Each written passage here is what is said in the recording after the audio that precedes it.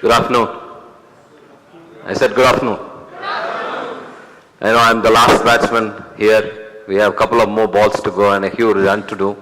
It's always difficult to come just before the lunch session, and especially after the wonderful session by amazing speakers just before me.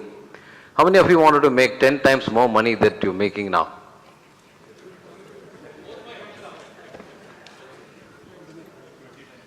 How many of you were ready to work 10 times more harder than that, what you're doing now?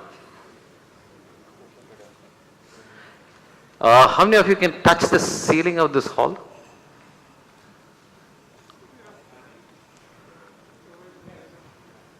I could see only 1 or 2, 3, 4 hands going up. See, all of us do a lot of saying, but very few of us do the action. Vision, if you look at the entrepreneur's vision and some of the entrepreneurs that you come across, it's all about action. What you just heard about me is one side of the business that we are into, but 90% of our business is something else. We are not into 100% training or consulting. We are into brand activations, we do interior designing for exhibitions. We also do a lot of trading activities, and we are also franchisee for BNI in Coimbatore. So a lot of things as an entrepreneur. I wear different hats. One as an entrepreneur, another one as a consultant, the third one as a coach. So I come across a lot of these things in the day-to-day affair. So 19 years of my business and 3 years of corporate experience have really taught me a lot of things that we come across.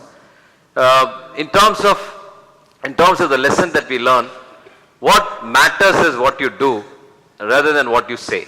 Do you agree with me? Do you agree with me? Yeah. So what I want to actually take you through is a very simple, powerful idea, put across the various experience of a lot of entrepreneurs. There's just 4 ideas I want to give it to you with 4 amazing stories whom I worked with, some of the clients that how did really make it big. The kind of concept that we talk about, the moment you hear about growing big, the idea of growing big itself is not very comfortable with us. How many of you know about this gentleman called Subroda Baji, the founder of Mindtree, one of the co-founder of Mindtree? He came to Coimbatore to launch a book, the book by name Elephant Catcher. In this particular book, a launch function, he was talking about how many of you wanted to build a unicorn here? So not many hands were going up. At that point of time, he said, this is the problem with all of us. The moment you talk about growing big, and that's when our imagination gets stuck. The fact of the matter is, we're not able to really digest the idea of growing big. So another interesting quote, all of us always used to get inspired, but the thing is that how can you inspire others? That's where the whole entrepreneurial gene comes in. You take up any entrepreneur, the first generation entrepreneurs, 100-year-old organization, somewhere they made a beginning, but something that they had got inspired and they wanted to inspire the other people. The reason that we don't set big goals, according to Michael Hyatt, he comes up and tells you 3 different reasons. The first reason is that limiting belief. The moment somebody comes and tells you something big, we are not able to really digest the idea of making big. The second thing that he talks about is a lack of clarity. Do you have the right kind of clarity? Do you know, most of us are really confused where to go, where to do, what kind of a strategy we need to adopt, what is the kind of roadmap that we need to follow. The question here is we're not very clear about what we need to do. And the last most important thing is the resources that we have. We have quite a lot of resources, but are we really making use of those resources? Is another $1 million question. So, setting up of your vision, I'm sure all of you have vision here, that's the reason you're here today. How can you make your vision happen? How can you even make your vision a little more bigger? In order to make that vision bigger, what kind of effective strategy that you need to have is what I wanted to actually share this with you. I'm going to just give you these 4 ideas in the acronym called IDEA. The first thing that I want to talk to you about is imagination. Can you have an imagination of making it big? I've just read a recent book. It's the book by name The Productivity Project by Chris Bailey. It's an amazing book. If some of you really wanted to be really productive, please look at that book. And he tells 77% of every day, whatever we are thinking is about negative things. We want to do something but pulls us down. 77% of what we think is actually negative. So, the question here is, can you make it big? Can you make it really, really big? Is what is the question that I want to really look at to throw it in front of you. We work with this client, and this company is based in Dubai. It's called G-Pass, an amazing brand. And Anisha was talking about the target that you really focus on, which segment that you want to really take you through. And this gentleman started this business, a 9th standard old man from Kerala, went to Dubai, went to Bahrain, and then to relocate to Dubai about 20 years back. He started this brand called G-Pass. Today, this brand is a $3 billion company which caters to consumer durable products in Dubai. And this gentleman, you go by any of the rule book in terms of branding, Kellogg on branding, Harvard on branding, Wharton on branding, it all against the thing. He names the brand, it's called GEEPAS, it's G-Pass. And what is the definition of G-Pass? He himself doesn't know. A lot of people told him, you want to challenge Sony, you want to challenge Panasonic, you want to challenge all those bigger brands. He said, no, he was just having a 4x4 shop in Bahrain, selling gift items. He went to China with one of the sheikhs there, and he looked at the China was just coming up in the 90s, early 90s, really making it big production, mass production and things of that sort. So that's when he realized, okay, can I start importing these things? He started with a small electronic torchlight, and then went on to DVD player and TVs and so on and so forth. Today, they have wide range of products. And he said, why did you brand this name? Why did you brand this name G-Pass? He said, the first shop that I had was named Gift Palace. All I did was cut it into two things, Gift and Palace, and made it into G-Pass. So that is his definition of branding. I don't know what is this, where do you can find these kind of branding. So the reason that he wanted to put the name is that a lot of other people also follow suit. And as you rightly said, as Ranjan was talking about, once you do something good, people will copy, and you don't have any way to differentiate, you know. So he created this brand. Now the question here is, can you go out and challenge the world, even if it is a bigger brand in the world? You need to have that kind of imagination. That's what the first lesson that I want to talk to you about.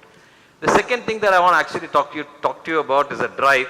And prior to that, I want to just look at this particular quote from Jack Welch. You know, it's all required to have a lot of drive in you. And most of the entrepreneurs, if you sit through to every one of you sitting here, you have amazing stories, and it's all happened because of the drive that you had. The speaker in the morning, he was talking about something like, you know, do you own that kind of a drive? Do you own and make it happen? Because if you and I, as an entrepreneur, if you don't own it, nothing will happen. Another amazing story, another client, and this particular client of mine, again in the Gulf. I really like a lot of things about the Gulf-based entrepreneur story, because the reason is that they take much more risks than us. Because none of the companies in their name, it's all in somebody else's name. And you invest billions and billions of dollars. End of the day, one fine day, these people will say, get out of the country, and you don't have any other option to get out of the country. So they are much more risk-taking people than us. So this gentleman was thrown. He was working in one of his cousin's company, and after 10 years of working, the cousin promised him some share, and later on they had some tough, then he had to go out of the country. And one of the country in Qatar where if the sponsor bans you, you cannot go back to the country for 2 years. So he was working from Dubai. Every week he comes, every 30 days he comes as a visitor, on a visit visa, go back again start. Starting from scratch, in the last 7 years, he built up an empire which is 20 times bigger than what he was doing before. 4,000 employees are working with him in terms of hypermarket, trading, everything that you name it. All this what I'm talking about is the kind of a drive that you have. Somewhere you have that kind of a drive which will tell you, you wanted to go to the next big thing and you own it. The third thing that I want to actually talk about is execution. A lot of people talk about a lot of things in terms of making happen. There is a strategy, there is execution. The latest book that I'm reading currently is called Strategy That Works. It's an amazing book. They tell you what is the gap between strategy and execution and how do you make it. Strategy is all about planning. Execution is all about building capabilities. Do you have the right kind of capabilities that you built in to make it happen? Another amazing story in terms of execution. This gentleman, I'm sure you must be knowing, his name is Kutch Shaushapit. The brand called V-Guard. Today is about 2,500 crore brand. There's a Wonderla theme park in Cochin from a small town in Thrissur. He went out, he started selling stabilizers street by street, putting up in a pickup truck and build around it. An amazing story in terms of execution. Very few people who don't own a mobile is this gentleman. He knows everything, where exactly at what time, where he will be. All he need to do is call up that particular number, he will pick the land phone, and that's when you can reach him. So the question here is, he's got a lot of things built around, and it's all fully delegated, extremely planned, and a lot of things that he can do. There is a strategy behind in terms of building capabilities everywhere. So if you really wanted to make your vision happen, you need to build team around you, and those teams have to have a strategic direction which you have laid out, and you as a owner, entrepreneur, need to set an example in terms of saying and doing. The last most important thing that I want to actually talk to you about is, how do you actually make it happen in terms of execution? There is something which is called compelling reason. Recently in Dubai, 10 days back I was in Dubai, you must have heard about this Emirate flight, had a fire accident. In 90 seconds, 300 people were deplaned. What was the reason for it? A compelling reason of being alive. Do you agree with me? Yeah? Hello? And a friend of mine was very humorously stating, nowhere else it could have happened apart from an Indian, because most of the people, 270 of the passengers were Indians. And the Indians are the only people, just by the time the flight lands it, they'll remove the belt and all of them start getting up. So by then they saved 30 seconds. Anyway, so the question here is, do you have a compelling reason for you to take your business to the next level? Now, once you do that, the last part of my session is all about, have you kind of looked at aligning your vision to your employee? We get motivated after attending this training program. By the end of the day, this workshop or any training that you attend, you go back with the same kind of feeling. You're really charged up. You want to motivate your team, and you call them all, and people like all those great people are talking about, people are the most important thing.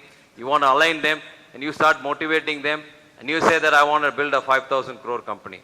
And the employee comes and tells you, I want to leave at 5 o'clock in the evening. So the question here is, do you have that kind of an alignment in terms of what kind of vision that you have, and have you really set that vision towards the rest of the people that work with you? Why? Ask them, don't tell them what need to be done, tell them that why they need to be doing that, and what will make them do that in another big way. I want to just take you through a small example. Last week, a couple of days back, I was in a place called Tirupur where your knitted t-shirt comes.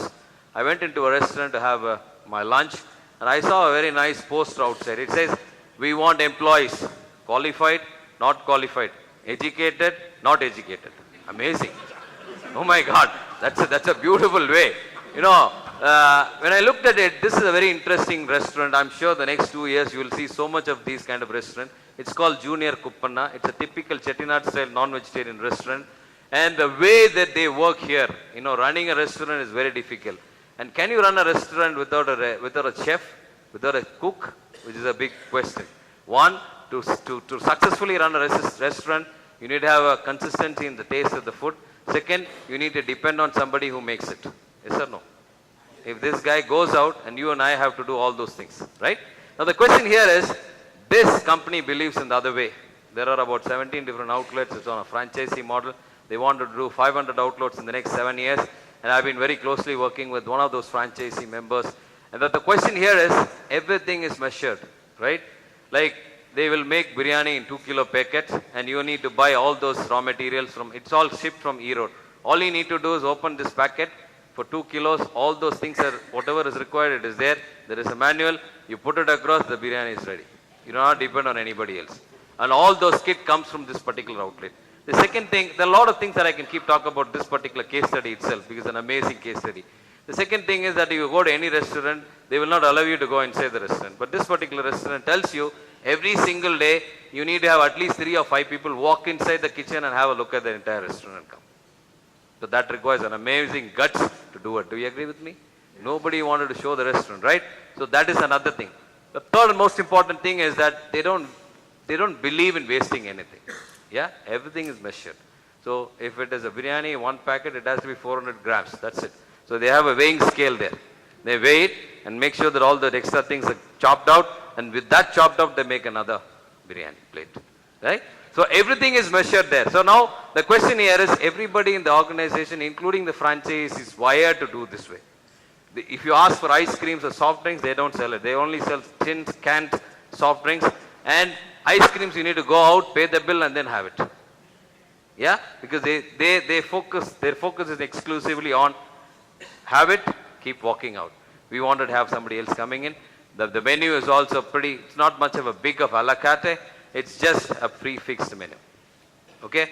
So when you have the right kind of thinking of the top man, driven down to everybody else in the organization, that's where you can awesomely build a wonderful company. Thank you very much.